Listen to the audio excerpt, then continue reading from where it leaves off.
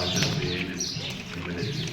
అలానే ఇక్కడ టీచర్స్కు మనకి నమస్కారాలండి, పిల్లలందరికీ శుభాకాంక్షలు. నాకు మేడం గారు చెప్పారు, చాలా క్లారిటీగా చెప్పారు. ఎందుకంటే మేడం పొద్దున్నే కాబట్టి అలసిపోయింది, ఇంకా ఎక్కువ చెప్పేదేమో. చాలా క్లారిటీగా ఉంది, సింపుల్. మీకు మాట్లాడి ఏం చేస్తున్నారు మేడం? చదువుకున్నా చదివాలి, చదవండి. అది ఏదో తప్పు చూడండి, చదువుతారు ఎవరన్నా పైన ఒకటి చదవండి. చాలా ముందు వెయిట్ చేయండి.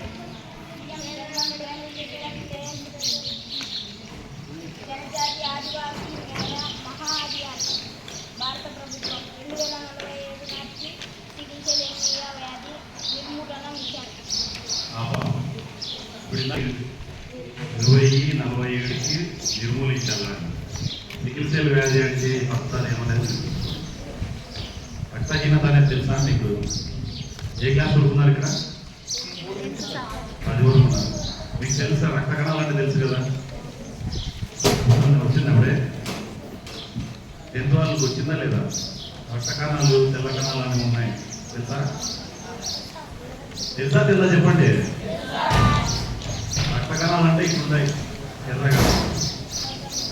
అర్థమైందా? రెడ్డుగా ఇలా ఉంటాయి, రౌండ్గా ఉంటాయి. అర్థమైందా? ఇప్పుడు ఈ సెకిల్ సెల్ అనీమియాలో రక్త కణాలు వచ్చేసి అలా ఉంటాయి. సికిల్ అంటే ఏంటి తెలుసా? సికిల్ అంటే ఏమంటారు? గొడవలి. చుట్టూ కదా గొడవలి. సికిల్ అంటే గొడవలి, సెల్ అంటే కణాలు, దాన్ని సికిల్ సెల్ అనీమియా. అనీమియా అంటే రక్తహీనత. అర్థమైందా? మెయిన్గా ఇది ఏంటంటే ట్రైబల్ ఏరియాస్లో వస్తున్నాయి.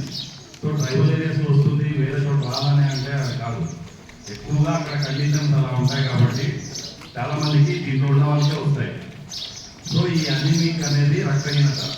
మీ దాంట్లో మీ ట్రైబల్ దాంట్లో ముఖ్యంగా తల్లిదండ్రుల నుంచి వస్తుంది. అది మీకు ఇప్పుడు వచ్చిందంటే కాదు, మీకు ఉంది అంటే మీ తల్లిదండ్రుల వల్ల మీకు వచ్చింది. వాళ్ళు ఒకప్పుడు ఒకవేళ టెస్ట్ చేసుకోకుండా ట్రీట్మెంట్ తీసుకోకుండా ఉంటే అలానే వదిలేసింటే అది మీకు క్యారియర్ అయిపోతుంది. సో మీకు దీంట్లో గుర్తుపెట్టుకోవాల్సింది ఏంటంటే, మీరు ఇప్పుడు మేడం అడిగారు ఇందాక ఎవరైనా ఆడేటప్పుడు పడిపోయారా, గ్లూకోజ్ తగ్గిందా అని. అవన్నీ ఉంటాయి రీజన్స్. ఈ సికిల్ సెల్ అనేవి మెయిన్గా గుర్తుపెట్టుకోవాల్సింది ఇక్కడ ఉన్నది కింద ఒక చదువు లక్షణాలు, వ్యాధి లక్షణాలు చదువుకోండి. వ్యాధి యొక్క లక్షణాలు ఎలా ఉంటాయి? విధానం చెప్పు, ఒకటి రక్త కణాల సంఖ్య తగ్గడం. రక్త కణాల సంఖ్య తగ్గిపోతుంది. అర్థమైందా? నెక్స్ట్, కళ్ళు పసుపు రంగులోకి మారడం. కళ్ళు పసుపు రంగు అంటే ఇప్పుడు మామూలుగా కింద ఇక్కడ చూసుకుంటే ఎర్ర కనపడతాడు. ఇక్కడ చూసుకోండి వాళ్ళ పిల్లలు మీరే. ఒకవేళ రక్తం తక్కువ ఉంది అంటే పసుపు పచ్చి ఉంటుంది, అంటే రక్తం ఉండదు అని అర్థం. అప్పుడు మీరు చెక్ చేయించుకోవాలి. అర్థమైందా? ఒకవేళ మీరు సరి తినకపోయినా మామూలు బయట ఫుడ్ తిన్నాక మేడం చెప్పినట్టు బయట ఫుడ్ ఎక్కువ తింటే దాంట్లో రక్తం బుద్ధి ఉండేది ఉండదు తెలుసు. సో ఆకుకూరలు కాయగూరలు అన్ని తింటే రక్తం వస్తుంది, ఆటోమేటిక్గా వస్తుంది. అది తగ్గిపోయినా తీవ్రమైన ఒళ్ళు నొప్పులు మరియు కీళ్ళ నొప్పులు. నాకు మేడం అడిగా క్రికెట్ ఆడేటప్పుడు కీళ్ళ నొప్పులు ఏమైనా వస్తాయా? క్రికెట్ కాదు, ఏది ఆట ఆడినా కూడా నొప్పులు ఏమైనా వస్తున్నాయంటే అది కూడా ఇది రక్తహీనత ఉండాలి, దానివల్ల ఉండొచ్చు. శ్వాస తీసుకోవడంలో ఇబ్బంది. రక్తం తక్కువ ఉన్నప్పుడు ఆటోమేటిక్గానే మీకు శ్వాస చేసుకోవడం చాలా కష్టంగా ఉంటుంది. అర్థమైందా? ఇవన్నీ మీరు ఈ 4 లక్షణాలే ఉంటాయి ఎక్కువ. అలసట. ఇందాక చెప్పారు కదా, అలసట. బాగా చూసి అలసిపోయింటారు. మొబైల్ కావచ్చు, క్రికెట్ కావచ్చు, ఏదన్నా కానీ గేమ్స్ ఆడి అలసిపోయింటారు. మామూలుగా పిల్లవాడు బాగా ఆడుతున్నా కూడా వాడు అలసిపోడు. అర్థమైందా? రక్తం బాగున్నప్పుడు. రక్తం లేనప్పుడు కొద్దిగా ఒక 5 ఓవర్లు ఆడేపాటికి అలసిపోతుంది. అర్థమైందా? అది కూడా చూసుకోవాలి. తరచుగా వచ్చే అంటువ్యాధులు. రక్తం తక్కువ ఉందంటే ఏమవుతుంది? మీకు సరిగా ఫుడ్ తిన్నాను అర్థం. సరిగా ఫుడ్ తినకపోతే ఏమవుతుంది? వాడి పక్కన ఉంటుంది నీకు దగ్గు అవన్నీ ఉంటాయి, వాడికి నీకు సరిగా రక్తం ఆటోమేటిక్గా వచ్చేస్తుంది. సో రక్తం తక్కువ ఉన్నప్పుడు అంటువ్యాధులు వచ్చే ఛాన్సెస్ ఎక్కువ ఉంటాయి. అర్థమైందా? గర్భధారణ సమయంలో సమస్యలు. అవయం నష్టం. ఆర్గాన్ ఫీల్డ్ అంటే ఆర్గాన్స్ అంటే తెలుసా? అవయాలు అంటే ఏంటి చెప్పండి, ఎవరు త్వరగా చెప్పండి. అవయాలు అంటే ఏంటి తెలుసా?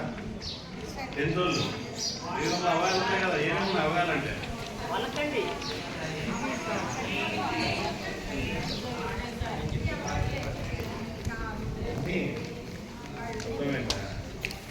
ఏమన్నా మన బాడీలో ఉండేవన్నీ అవయాలే, పార్ట్స్ అంటారు. హార్ట్ కావచ్చు, లంగ్స్ కావచ్చు, కిడ్నీ, స్లీవ్ ఏముంటే అవన్నీ. సో అవన్నీ ఫెయిల్యూర్ అయిపోతాయి రక్తం లేకపోతే. సో ఫైనల్గా దీనివల్ల మీకు అర్థమైంది ఏంటి? మీరు బాగా తినాలా, రక్త వృద్ధి చెందాలన్నా.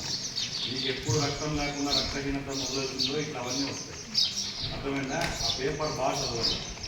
చదివి మీ సార్లు ఎప్పుడన్నా అడిగితే క్వశ్చన్ ఆన్సర్ చెప్పండి. అదేదో ఓకే ఇచ్చారు కదా అని కాదు. అర్థమైందా?